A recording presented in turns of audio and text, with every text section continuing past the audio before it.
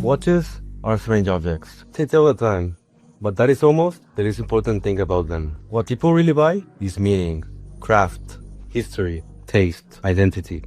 A watch is supposed to feel special, but there is a strange paradox in the watch world. The more popular a watch becomes, the less special it often feels. At first, popularity looks like success. A watch becomes widely admired. Collectors talk about it, celebrities wear it, prices climb. But eventually, something changes. The watch stops feeling rare. It stops feeling personal. It stops feeling like a discovery. And slowly, the thing that made it desirable begins to disappear. George Simmel described fashion in almost the same way. He argued that people adopt things precisely because they feel distinctive. But once everyone adopts them, they lose the very quality that made them desirable. Watches follow this exact cycle. Something appears. It feels fresh, different, exclusive. Early adopters embrace it. Then, popularity explodes. And eventually, familiarity replaces fascination. And over the past 20 years, the watch industry has accelerated this cycle dramatically. What used to happen over decades now happens in months. Because watches are no longer just watches. They are content, status symbols, cultural products, algorithmic objects optimized for visibility. And the industry has fully embraced it. Welcome to the SWATCH-IFICATION of the industry.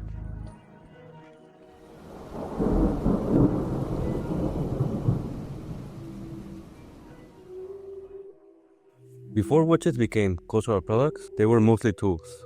Railroad watches, dive watches, pilot watches, military watches. Even luxury watches were marketed differently. They didn't scream for attention. They talked about precision, reliability, craftsmanship. You didn't buy luxury watches to stand out. And there were expensive watches before modern hype culture. But they weren't designed to dominate social media feeds. They were designed to last decades. That started changing during the 1990s. And one of the clearest turning points was Frank Miller.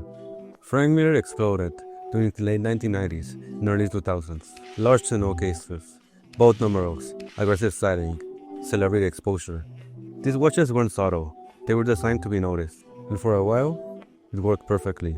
Rappers mentioned them in songs. Athletes wore them publicly. But something strange happened. The more visible the watches became, the less special they felt. Frank Miller stopped feeling like an insider brand. It became mainstream luxury. And in watch culture, mainstream attention can become dangerous very quickly. Because watches operate on signaling.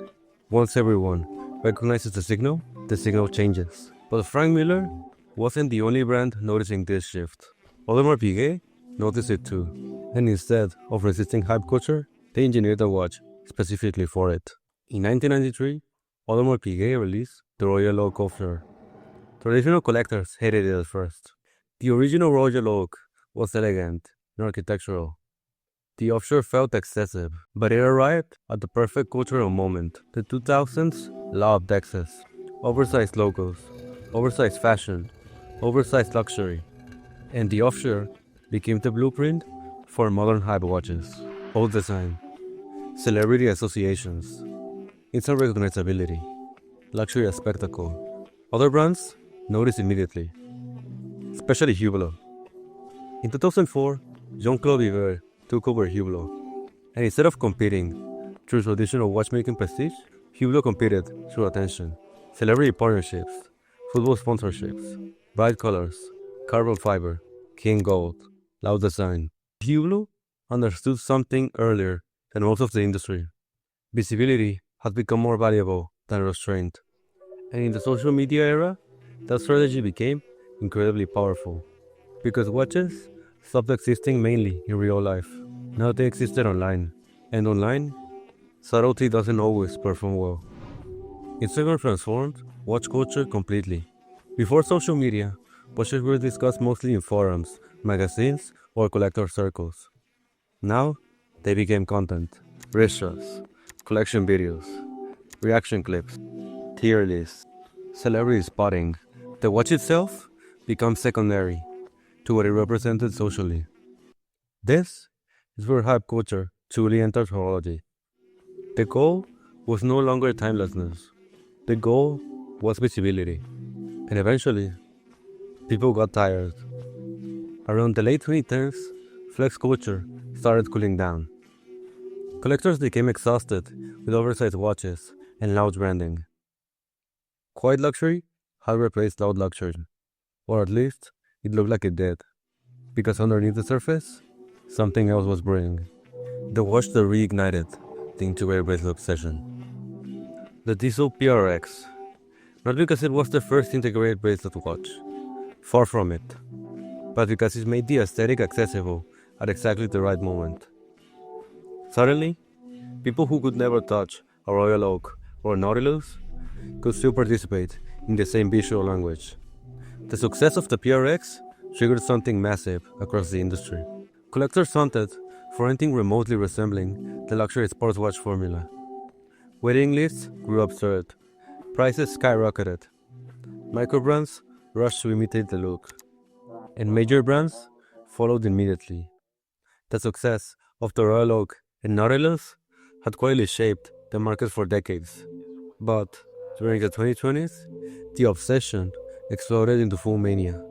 It no longer mattered whether a design had genuine historical roots. What mattered was fitting the visual language of foreign luxury culture. Because integrated bracelet watches perform perfectly online. The irony was almost impossible to ignore. An industry built on individuality was slowly standardizing itself around one algorithmically successful design language. And underneath all of this, something even stranger was happening. Brands were becoming increasingly desperate to attach themselves to internet culture itself. The early 2020s were strange, not just for watches, for culture in general. Everything became financialized, everything became collectible, everything became content. Sneakers, NFTs, trading cards, luxury watches. Speculation infected everything, and watch brands started chasing whatever generated online momentum fastest. Tag Heuer experimenting with NFT integration became one of the clearest examples of this moment. Not because NFTs themselves matter long term, but because it revealed how aggressively brands were trying to merge luxury with internet trends. And during this period, the line between collecting and speculation almost disappeared. People talk less about moments, more about resale value, less about craftsmanship, more about market performance. Watches increasingly behaved like volatile assets instead of personal objects, and social media accelerated all of it. The watch industry had entered the attention economy completely, and once brands experience hype-driven sales, it becomes very difficult to slow down. The MoonSwatch changed everything. Not because it was the best watch, not because it was luxurious, but because it proved something terrifying to the entire industry. Hype could sell watches faster than heritage. People camped outside stores. Security guards controlled crowds. Scalpers flipped plastic watches online. For a moment, the watch industry looked identical to sneaker culture, and brands noticed. The lesson the industry learned wasn't people love watches. It was people love hype. And that distinction matters, because from that moment onward, watches increasingly became fast-moving cultural products, not slow luxury goods. After the MoonSwatch, the energy changed again. Flex culture returned. Luxury was visible again, and social media amplified everything. This is where things become dangerous, because hype rewards short-term thinking. Some brands started acting less like watchmakers, and more like streetwear companies. Luxury does not work like fast fashion. Prestige is built slowly, hype is rented. And every time a brand relies too heavily on hype, it risks weakening the thing that made people care originally: identity. So, what is the Swatchification of the industry? It's not literally about Swatch. It's about what the industry became after realizing hype works. Watches are now seasonal, trend-driven, meme-marketed, culturally disposable. The industry increasingly behaves like Labubus every week. New collabs, new colors, new limited releases. Everything becomes urgent. Everything becomes content. And ironically, urgency destroys timelessness, because timeless objects are not supposed to feel temporary. You can already feel the exhaustion setting in. Collectors are tired, not of watches themselves, but of the acceleration surrounding them. Every release is important, every launch is historic, every collaboration is game-changing. Eventually, the excitement starts feeling synthetic, and when everything is special, nothing is. The irony is that Swatch once helped save Swiss watchmaking during the quartz crisis. Affordable watches brought new people into the hobby. That part was good. But today, the industry risks learning the wrong lesson from that success. Because hype creates attention, but attention is not the same thing as admiration. And admiration, good luxury brands actually need long term. The best watches were never designed for one season. They were designed to survive generations. But now, the industry feels addicted to immediacy. And maybe the clearest example of all this came during the incidents of May 16. What should have been a fun release became a perfect snapshot of what the industry has turned into. The watch itself was never really the problem. The APX-Swatch collaboration is fine on paper, even if the System 51 platform feels disposable and fundamentally against the spirit of long-term ownership. The actual design was never the disaster people imagined. The disaster was everything surrounding it.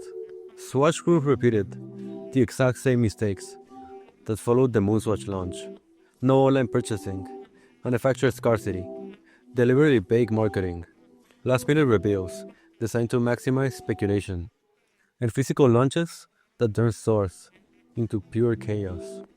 People lined up before they even knew what the product looked like.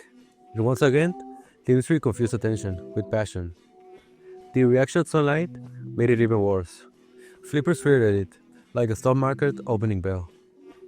Crowds fought over a plastic collaborative watch they barely understood. Resale listings appeared almost instantly. At times, it looked less like horology and more like sneaker riots or NFT speculation. And then there were the luxury purists, the same people who panicked over fake AI mock-ups because they thought a cheaper Royal Oak would somehow ruin exclusivity. As if accessibility itself was a problem. As if appreciation for design should only belong to people with six-figure disposable income. The irony is that most of this outrage could have been avoided with 5 minutes of media literacy and basic understanding of how Swatch collaborations actually work. But outrage spreads faster than information. And this is exactly what modern hype culture feeds on. The incidents of May 16 exposed every part of the modern watch industry at once. The greed, the speculation, the elitism, the artificial scarcity, the addiction to visibility, and the growing disconnect between watches and the people who genuinely love them. Because the saddest part is this. A release like this could have introduced thousands of people to horology. It could have been a gateway into craftsmanship, design history, and mechanical appreciation. Instead, it became another temporary feeding frenzy. And maybe that is the real meaning of the Swatchification of the industry. Not that watches became more accessible, but that they became increasingly disposable, not physically, culturally.